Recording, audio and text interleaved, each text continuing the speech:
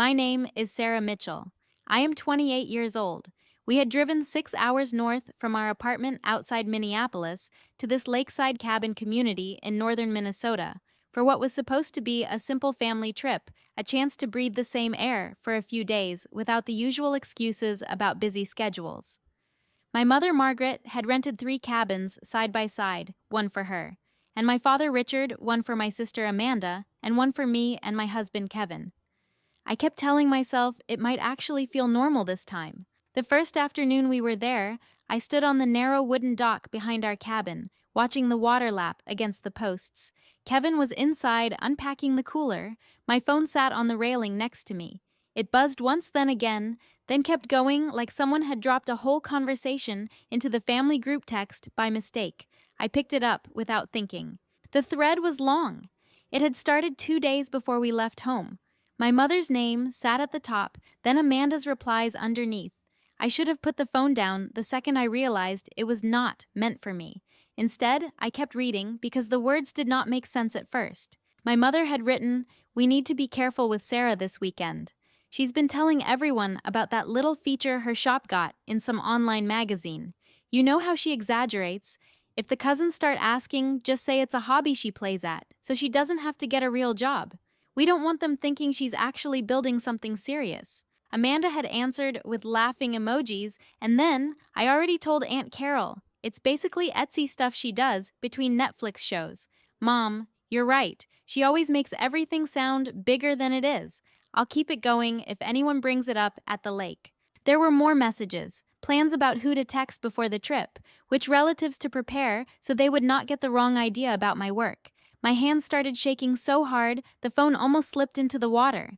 I felt the dock tilt under my feet, even though the lake was calm. I screenshot the entire thread before it could disappear.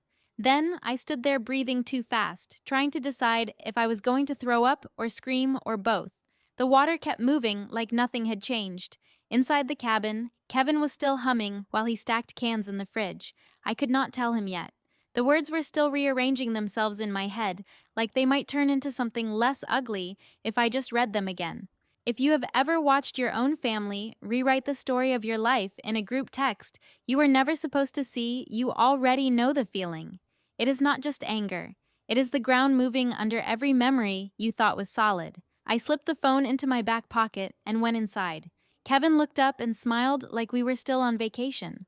I smiled back, because that was easier than explaining that my mother and sister had spent the last 48 hours making sure nobody at this lake would take my work seriously. The next evening, the whole group of us walked down the gravel road to the small community building near the main dock.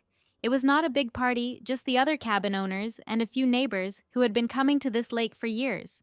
Frank Ellis, the retired guy who lived 2 cabins over, had set up a couple of folding tables with lemonade and store-bought cookies. People were talking about water levels and whether the fish were biting. It should have been harmless. My mother waited until there was a small circle around us, including Frank and 2 other couples. Then she turned to me with that soft, concerned expression she saves for public moments. Sarah was telling us about her little online shop again on the drive up. She said loud enough for everyone to hear. "It's cute, really. She makes these little beaded bracelets and sells them on her website. Keeps her busy, you know. We keep telling her it might be time to look for something more steady, but she loves playing at it." The words landed like small stones. Frank Ellis glanced at me, then at my mother, and his eyebrows moved just a fraction. Amanda stood beside our mother and nodded like this was the most natural thing in the world to say about her sister in front of strangers. I felt the chaotic part of me rise fast, the part that wanted to shout that the little shop had just been featured in a regional makers magazine and that 3 new wholesale orders had come in last week. Instead, I stood there with my plastic cup of lemonade going warm in my hand and said nothing. The ground under my feet felt unsteady again. Kevin's hand found the small of my back. He did not say anything either. He just stayed there solid, while my mother kept talking about how nice it was that I had a hobby. Later, after we walked back to the cabins, I went straight to the small bedroom in our unit and shut the door. I pulled out my phone and looked at the screenshots again. The messages were still there. They had not changed. My chest felt tight in a way that made breathing feel like work. I opened the top drawer of the old wooden dresser that came with the cabin, looking for the bottle of aspirin I had thrown in my bag. My fingers hit something thicker than clothes. I pulled it out without thinking. It was a letter, the envelope yellowed at the edges, the handwriting on the front faded but still clear. It was addressed to my mother in my grandmother's writing. The date in the corner was from 23 years ago. I should have put it back. Instead, I opened it. The first line read, Margaret, I hope you will not make the same mistake with your girls that your father and I made with you. Favoritism is a slow poison. It does not just hurt the one who is overlooked. It teaches the favorite that love can be bought with performance, and it teaches the other that she will never be enough no matter what she does. My hands were shaking again. I folded the letter and put it back exactly where I had found it. Then I sat on the edge of the bed and stared at the wall until the edges of the room started to blur. Outside, I could hear my mother and Amanda laughing on the porch of their cabin. The sound carried across the water like everything was still fine. I did not sleep much that night. Every time I closed my eyes, I saw the text thread and heard my mother's voice at the community building, telling strangers that my work was just something I played at. The two things kept twisting together until I could not tell which one hurt more. The next morning, Kevin asked if I was okay while we made coffee in the tiny kitchen. I told him I was fine. The lie came out steady, even though nothing inside me felt steady anymore. I kept seeing the letter in the drawer and the screenshots on my phone and wondering how many other people in our family had already been told the same story about me. I did not know yet that the worst part was still coming, or that the person who would accidentally show me the full picture was someone I had not even thought to watch. The letter stayed in the back of my mind all night, like something sharp I had stepped on. Every time I closed my eyes, I saw my mother's words in that old yellowed handwriting and heard the newer ones from the text thread she and Amanda had written 2 days before we even arrived. The next morning, I stood at the tiny stove in our cabin making coffee and told myself I could still get through the day without everything inside me cracking open. Kevin came up behind me and wrapped his arms around my waist, the way he always did when he sensed I was somewhere else. You were tossing and turning, he said quietly. I kept stirring the coffee grounds, even though they were already in the press. Just the lake air, I answered. The lie sat between us for a second before he let it go. He knew me well enough not to push when I used that particular tone. Breakfast was at the main cabin with everyone. My mother Margaret was already at the table cutting up fruit like she was hosting a magazine spread. My father Richard sat at the end, scrolling on his phone. Amanda was taking pictures of the plates for her stories.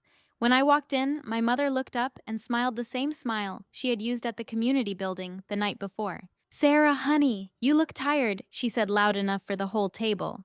All that time you spend on your little projects must be wearing you out. You should really think about getting some proper rest instead of staying up making those bracelets. Amanda laughed like it was the funniest thing she had heard all week. Right, she's always glued to that phone, Mom, like it's actually a business or something. I felt the chaotic part of me lurch forward.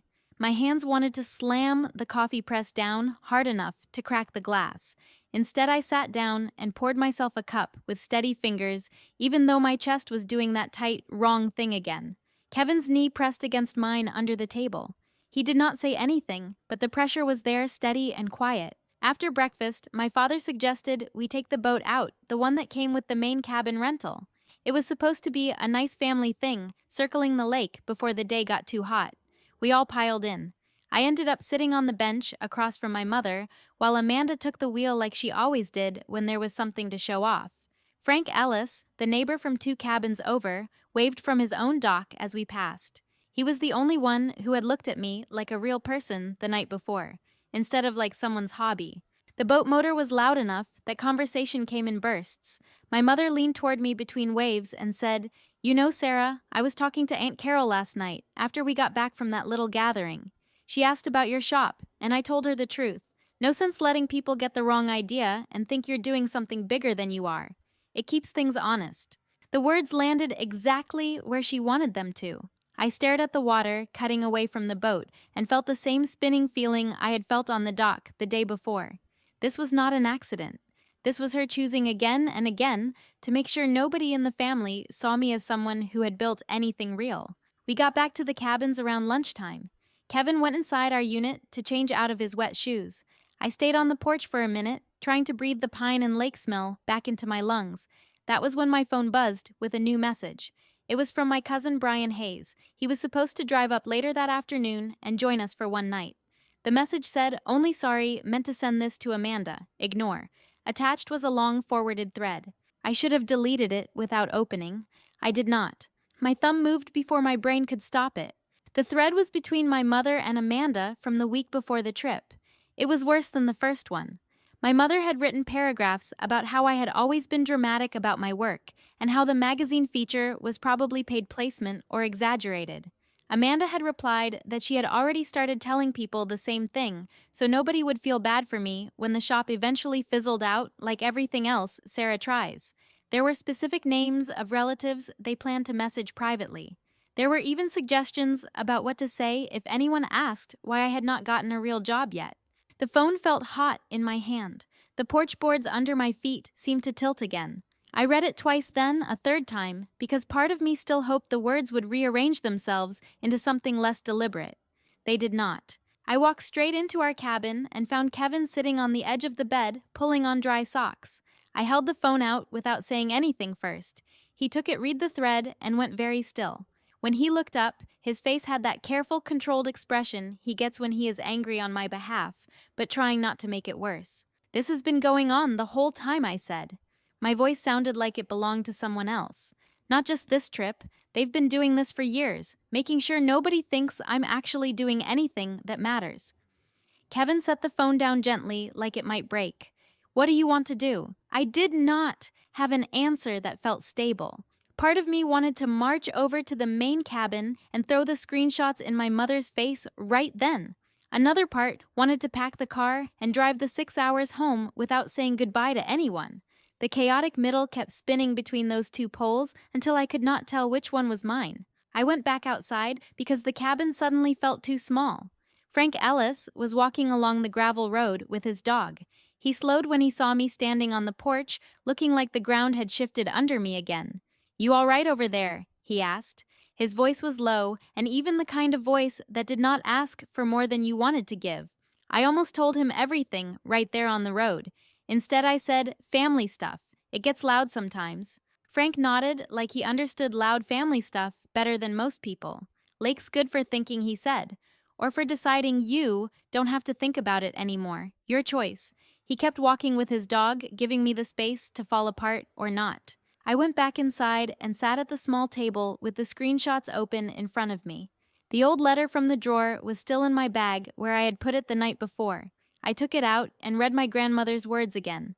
The handwriting was shaky, but the meaning was not. She had seen this pattern decades earlier. She had tried to warn my mother about it. The warning had not landed. My phone buzzed again. This time it was Brian. "Sorry again about that forward. Everything okay?" I stared at the message for a long time before I typed back. "No, but I think I finally see it clearly now." I did not send it. I deleted the draft instead. The truth was, I did not know what came next. I only knew that the version of my family I had been carrying in my head for 28 years had just finished breaking in my hands, and I was not sure I wanted to try putting any of the pieces back together. Outside, I could hear my mother calling Amanda's name across the water like everything was still ordinary. The sound made the skin on the back of my neck go tight. I folded the old letter and put it back in my bag next to the phone with the screenshots. Then I sat there listening to the lake and waiting for the next thing to tilt. The phone with the second thread sat on the table between me and Kevin like something radioactive. Outside, my mother's voice carried across the water again, calling Amanda's name like this was still just another ordinary day at the lake. I folded the old letter from my grandmother and slipped it into my pocket with the screenshots. The chaotic spinning in my chest had not stopped, but something underneath it had gone very quiet and very clear. "I'm going to talk to her," I told Kevin. My voice sounded steadier than I felt, not to fix it, just to say it out loud so she can't pretend it never happened. He nodded once. "I'll be right here when you're done." I walked across the short stretch of grass to the main cabin. Amanda was on the porch scrolling on her phone. My mother was inside at the kitchen counter, wiping it down even though it was already clean. When she saw me, her face did the quick shift I had seen 1,000 times, concerned mom face sliding into place. "Sarah, you look upset," she said before I even opened my mouth. "Did something happen with your little shop? I told you not to get too worked up about those online things. They come and go." The words were so automatic, so practiced, that for a second, the chaotic part of me almost believed her, almost let her rewrite the last 2 days in real time. Then I pulled out my phone and set it on the counter, between us, the screenshots open. I saw the thread you and Amanda sent before we got here, I said, and the one Brian accidentally forwarded this morning. I also found the letter Grandma wrote you 23 years ago, the one warning you about exactly this. My mother's hand froze on the dishcloth. Amanda stepped inside from the porch, her phone still in her hand, and stopped when she saw my face. Sarah, that was private, my mother said. Her voice had gone tight. You had no right to read those messages. I didn't go looking for them, I answered. They landed in front of me, twice. And then I watched you stand in front of Frank Ellis and the neighbors last night and do exactly what you wrote you were going to do. You called my work a hobby. You told people I play at it instead of admitting it's something I built. Amanda tried to jump in. Mom was just trying to protect you from getting your hopes up too high. You've always been sensitive about this stuff. The chaotic edge in me flared hot and fast. Protect me. You spent days making sure every relative who might ever send me a customer or a kind word would think I'm lying about my own life. That's not protection. That's you. Deciding my success makes you look bad, so you have to shrink it before anyone else sees it. My mother set the dishcloth down slowly. For the first time since we had arrived, she did not have an immediate answer ready. She looked at the phone on the counter like it had betrayed her instead of simply showing what she had already written. I have spent years trying to make this family work by pretending the things you say about me are just how families talk, I continued. The words were coming steadier now, even while my hands shook. I showed up for this trip. I drove 6 hours. I sat through the boat ride and the breakfast and the gathering while you kept doing it. And I am done pretending it is normal. Frank Ellis chose that exact moment to walk past on the gravel road with his dog. He slowed when he saw us through the screen door, then kept going without stopping. But the look he gave me was the same one from the night before, quiet, steady, like he had already decided whose side the truth was on. My mother followed my gaze to the road and then back to me.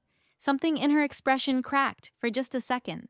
You always make everything so dramatic, she said, but the usual sharpness was missing. Your sister and I were just trying to keep things realistic. You post about that shop like it's a whole career. People get the wrong idea. I don't post like it's a career, I said. It is one. And even if it wasn't, that would still be my life to live. Not yours to manage with group texts and side comments in front of strangers. Amanda looked between us like she wanted to disappear. For the first time, I saw something that might have been guilt cross her face, but it passed quickly. My mother picked up the phone and scrolled through the screenshots like she was checking for errors in her own handwriting. When she set it down again, her voice had gone smaller. What do you want me to say, Sarah? That I was wrong? Fine, I was wrong to put it in writing where you could see it, but families talk. That's what we do. No, I said. That's what you do. And I'm not going to keep showing up so you have an audience for it. The silence after that felt heavier than anything that had happened on the trip so far. My mother did not apologize. She did not argue again. She just stood there at the counter in the cabin she had rented so we could all be together, and I watched her realize that the version of me she had been managing in her head was no longer available to manage. I turned and walked back to our cabin. Kevin was waiting on the porch steps. I sat down next to him and let the quiet settle between us for a minute. I'm ready to go home, I said. He nodded. We can leave whenever you want. We packed in less than an hour. While Kevin loaded the car, I walked down to the dock one last time. The water was the same calm gray it had been when we arrived. Frank Ellis was on his own dock a little ways down, untangling a fishing line. He lifted a hand when he saw me. I lifted one back. That was all. No big speech. Just one person who had seen the truth without needing it explained. Brian Hayes pulled into the gravel lot as we were finishing. He got out of his car, looking awkward and sorry at the same time. I didn't mean for you to see that, he said. I was trying to forward it to Amanda so she would know Mom was still texting about it. I hit the wrong name. It's okay, I told him. It needed to be seen. He hesitated, then added, Aunt Carol called me this morning after she talked to Mom last night. She said she was tired of the way things have always been handled with you. She wanted me to tell you that if you ever need someone to say the shop is real out loud, she will. It was a small thing. But it was the first piece of natural consequence I had felt since the trip started. The rumor campaign had already started to turn on itself. One relative had decided she did not want to be part of it anymore. We drove away from the lakeside cabins while the sun was still high. I did not look back in the mirror. Kevin reached over and rested his hand on my knee for a second before putting it back on the wheel. Neither of us needed to say much. The decision had already been made in the kitchen of that cabin. In the weeks after we got home, the messages from my mother and Amanda slowed and then stopped. I did not block them, I just stopped answering. The group texts about holidays and weekend plans kept coming for a while, but I left them on read. Eventually, they stopped including me altogether. That was the irreversible part. The casual family get togethers, the low stakes trips, the automatic assumption that we would all keep showing up for each other no matter what those were gone. I had drawn the line, and the line had held. The ironic part arrived in the form of 3 new wholesale orders and an email from a small magazine that had seen the maker's feature and wanted to do a longer piece. One of the orders came from a woman who said her niece had told her about my shop after hearing my mother talk about it at some family thing. The niece had looked me up anyway.